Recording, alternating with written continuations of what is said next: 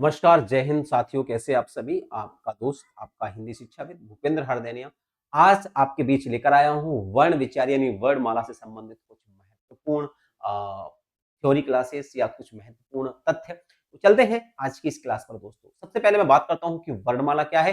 तो ध्यान रखना दोस्तों, जिस प्रकार से फूलों की माला होती है जिसमें फूल पिरोए जाते हैं एक क्रम में, उसको फूल माला कह देते हैं। ऐसे ही मोतियों की माला होती है, क्योंकि उसमें कुछ मोती जैसे मनके या मोती जैसे 108 हुए, 54 मोती हुए, 52 मोती हुए, तो उनको क्या करके मोतियों को एक स्वरूप में प्रोह देते हैं, तो हम क्या कहते हैं उसको मोतियों की माला दोस्तों।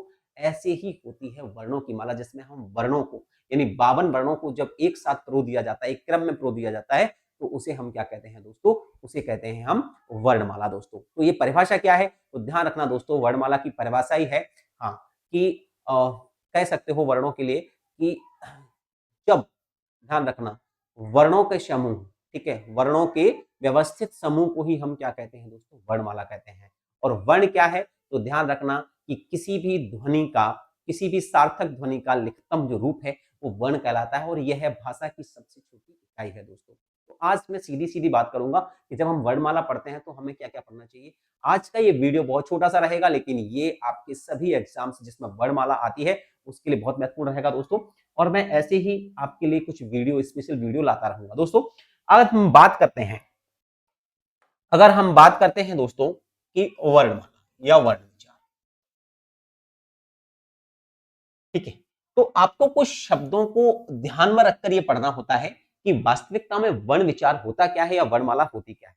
वर्ण विचार के अंतर्गत आपको तमाम वो चीजें पढ़नी पड़ेंगी। जैसे अगर यहां पर लिखा हुआ है वर्ण विचार, तो आपको वो तमाम चीजें पढ़नी पड़ेंगी, ठीक है। जैसे वर्ण विचार जहां पर भी लिखा है वहां पर आपको देखना पड़ेगा कि इसके अंतर्गत क्या क्या आपको पढ़ना चाहिए।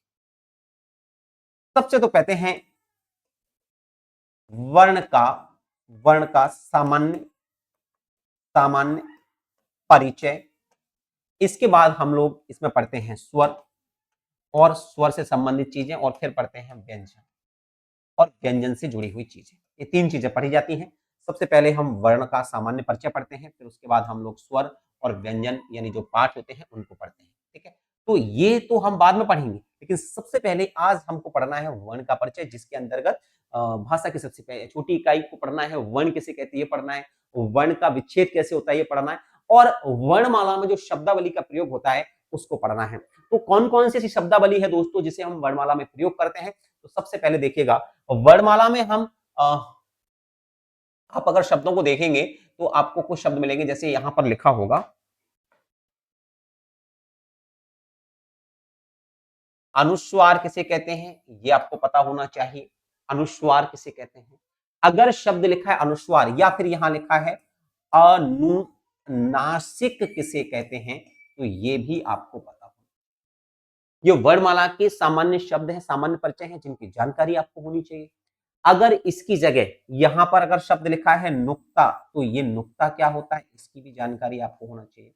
अगर लिखा है लुंठित, तो ये लुंठित क्या होता है इसकी भी जानकारी आपको होना चाहिए। अगर लिखा है रेफ ध्वनि, तो ये रेफ ध्वनि क्या होती है इसकी भी जानकारी आपको होना चाहिए। चलिए बात करते हैं आज इसकी जानकारी में दोस्तों। अनुस्वार का मतलब होता है ऐसी ध्वनि जिसका उच्चारण केवल नाक से होता हो, मुंह से नहीं, और इसके लिए एक चिन्ह है, अगर आप देख सकते हैं तो ये जो चिन्ह है इसे हम कहते हैं अनुस्वार। इसका उच्चारण कहां से होता है? तो इसका उच्चारण जो है वो ध्यान रखना है केवल केवल नाक से होता है, ये भी ध्यान रखना है। क्लियर है? केवल नाक से उच्चारण होता है। अनुस्वार कैसी ध्वनि है? तो ध्यान रखना अनुस्वार को हम चंद्र बिंदु भी कहते हैं, और इसका उच्चारण ये भी ध्यान रखना है दोस्तों। इसका जो उच्चारण है, इसका जो उच्चारण है वो नाक और मुंह दोनों से होता है, दोनों से होता है। नाक और मुख से बोली जाती है, इसीलिए इसको अनुनासिक कहते हैं। और अनुस्वार का मतलब होता है केवल और केवल नाक से बोली। नुक्ता किसे कहते हैं? तो ध्यान रखना दोस्तों, ये अरबी फारसी के शब्दों में लगता है। अरबी फारसी फारसी के शब्दों में नहीं या वर्णों में, अब अरबी फारसी के वर्णों वर्णों में नीचे लगने वाला लगने वाला एक बिंदु उसे नुक्ता कहते हैं। कैसे लगता है गुरुजी? जैसे मान के चलिए यहाँ पर आपको लिखा हुआ है का, या लिखा हुआ है जा, या लिखा हुआ है फा, तो आपको अगर ये नीचे दिख पा रहा हो, ध्यान से समझिएगा, जो नीचे एक बिंदी दिख रही है आपको, इसे ही हम क्या कहते हैं? नुक्ता कहते हैं, ध्यान रखना है। चौथी चीज है लुंठित। क्या होता है लुंठित ध्वनि किसे कहते हैं? तो ध्यान रखना दोस्तों, लुंठित ध्वनि जो है वो कहलाती है जिसमें जीभ जो है वो लुढ़क कर नीचे जाती है, इसीलिए लुंठित ध्वनि जो है वो किसे कहते हैं? हम ला को कहते हैं। वहीं रेफ ध्वनि किसे कहते हैं? तो रेफ ध्वनि जो है हम वो कहते हैं रा, इस वाले रा को, हलंत रा को हम रेफ कहते हैं। और अगर अगर रेफ तो ध्वनि हो गई गुरुजी, रा हो गया, और अगर पूरा रा है तो ध्यान रखना, अगर पूरा रा ऐसे दिया हुआ है तो इसके लिए जो है वो दो शब्द आते हैं। एक तो ये कहलाता है पदेन रा, पदेन रा, और पदेन रा कैसा होता है? जो नीचे लगता है, इस प्रकार है ना, ये हो या फिर ये हो, इन्हें हम पदेन कहते हैं, ध्यान रखना। और बाकी का जो रा है वो मूल सामान्य रूप से जो रा आता है उसे तो हम सामान्य कहते ही हैं, ठीक है, ध्यान रखना। तो ये जो है वो कुछ बेसिक चीजें हैं जो आप वर्णमाला में समझते हैं, पढ़ते हैं। आइए कुछ और भी जानकारी आपको मैं दे देता हूं जो वर्णमाला में आपके बहुत महत्वपूर्ण मानी जाती है। जैसे साथियों, अगर मैंने कहा यहां पर कि अकारांत शब्द क्या होता है, अकारांत शब्द क्या होता है, ये बहुत आता है, अकारांत के बारे में आपसे पूछा जाएगा। तो ऐसे तमाम शब्द होते हैं जिन्हें हम अकारांत कहते हैं। अकारांत का मतलब होता है ऐसे शब्द, ऐसे शब्द जिनका अंत आ, आ स्वर से होता है, स्वर से हुआ हो।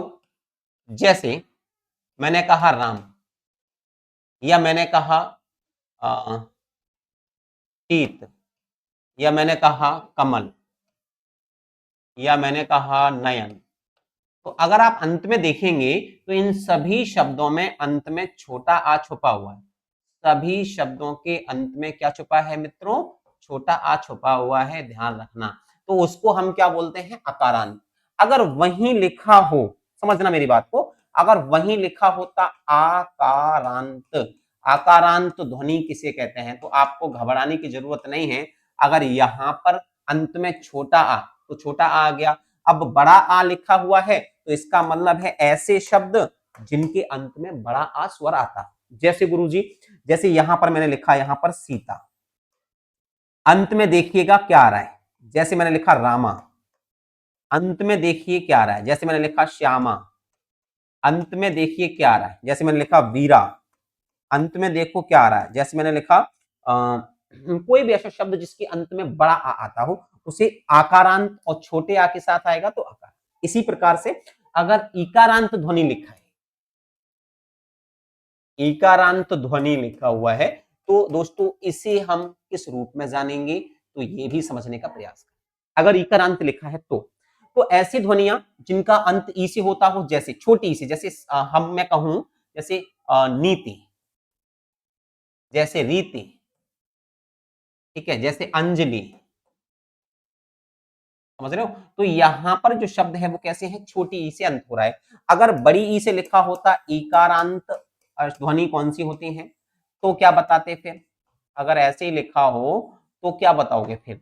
तो ऐसी ध्वनि जिनका अंत बड़ी से हो रहा हो, जैसे मैंने कहा रानी, मैंने कहा कोई भी ऐसा शब्द जिसमें बड़ी की मात्रा होती है। जैसे आप में से अगर किसी विद्यार्थी का मैं नाम पढ़ूं, जैसे मैंने कहा रूबी, बड़ी ई आ रहा है देखो। जैसे मैंने कहा शिवानी, जैसे मैंने कहा पार्वती, जैसे मैं कहा पत्नी।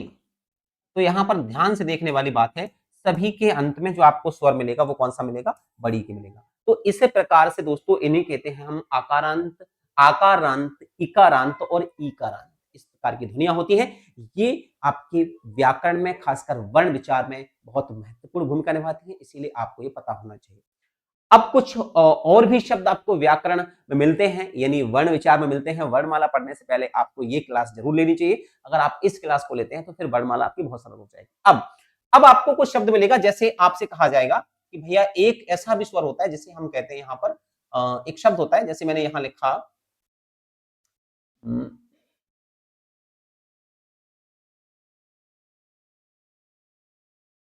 अमानक ध्वनि क्या होती है, ये भी प्रश्न आ सकता है।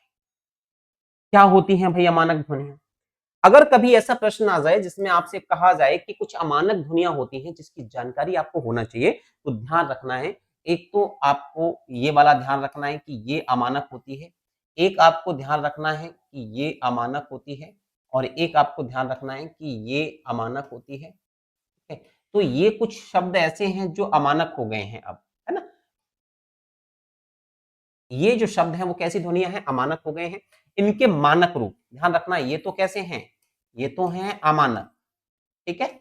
और इनके जो मानक रूप हैं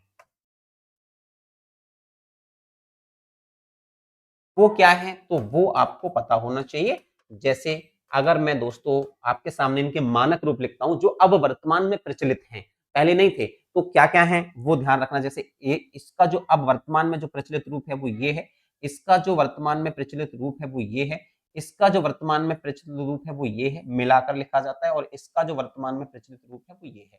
ठीक है? तो ये हो गए आपके अमानक जो कि अब नहीं चलते हैं। ये मानक रूप हैं जो कि अब वर्तमान में जो वर्णमाला आप लिखते हो, पढ़ते हो, उसमें आप इनका प्रयोग करते हैं। लेकिन अगर मैं बात करता हूँ 1930 या 1940 से पहले की जो रचनाएँ हैं, उनमें आपको ये वाली आज भी वर्णमाला मिलती है। ठीक है? बहुत लोग ने देखा होगा आज भी ऐसी झांसी लिखा रहता है, तो इसको झा बोलते हैं, इसको खा, इसको अणा और इसको आ के रूप में प्रदर्शित करते थे।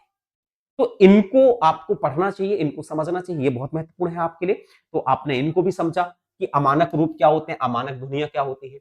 अब अगर प्रश्न आ जाए कि अमात्रिक स्वर क्या होते हैं? अगर लिखा हो अमात्रिक स्वर लिखा हो, क्या लिखा हो? अमात्रिक स्वर लिखा हो, वो क्या होता है? ये भी बहुत अच्छा प्रश्न है। अमात्रिक स्वर लिखा हो, ठीक है? या फिर इसको जो है वो कह सकते हो आप कि अमात्रिक स्वर, इसके लिए आप ध्यान रखना है आपने कि अमात्रिक स्वर अगर कोई कहे क्या होता है तो छोटा आ, क्योंकि इसकी कोई मात्रा नहीं होती,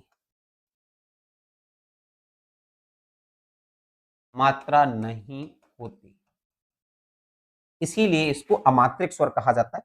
अमात्रिक स्वर के अलावा इसे उदासीन, उदासीन स्वर के नाम से भी जानते हैं, ध्यान रखना। तो इसको अमात्रिक कह लो, उदासीन कह लीजिएगा, ये तमाम नामों से जाना जाता है, इसे कहते हैं। तो इसके बारे में भी आपको ध्यान रखना। तो आई होप सो कि आपने इस एग्जाम्पल्स को पढ़ा था। ऐसे ही एग्जाम्पल्स के लिए मैं आपके लिए और नई वीडियो लेकर आऊंगा। ये आपको थ्योरी वीडियो कैसी लगी? अगर अच्छी लगी है तो फिर मैं वर्णमाला की क्लास को कंटिन्यू करूंगा, और मैं ऐसी ही कुछ वीडियो लाऊंगा जैसे इसके आगे कुछ और भी अच्छे शब्द हैं जो आपको जानना जरूरी है, वह भी पढ़ेंगे। इसके बाद हम वर्णमाला में कितने वर्ण होते हैं, कितने प्रकार के भेद होते हैं वर्णमाला के, स्वर और व्यंजन उनको भी पढ़ेंगे। स्वर में कौन कौन से भेद होते हैं उसे भी पढ़ेंगे। और हाँ, किस वर्ण का उच्चारण किस मुख से किस स्थान से होता है इसको भी हम पढ़ेंगे। आ घोष और घोष ध्वनियां क्या होती हैं, अल्प प्राण और महाप्राण क्या होते हैं, इनकी जानकारी भी हम अगली क्लास में लेंगे। थैंक यू सो मच इसके लिए कि आज आपने क्लास ली। आपको ये वीडियो कैसी लगी कमेंट में जरूर बताइएगा। मिलता हूं आपको एक और नई शानदार वीडियो के लिए, तब तक के लिए जुड़े रहिएगा द परीक्षा गुरु से। थैंक यू सो मच, धन्यवाद।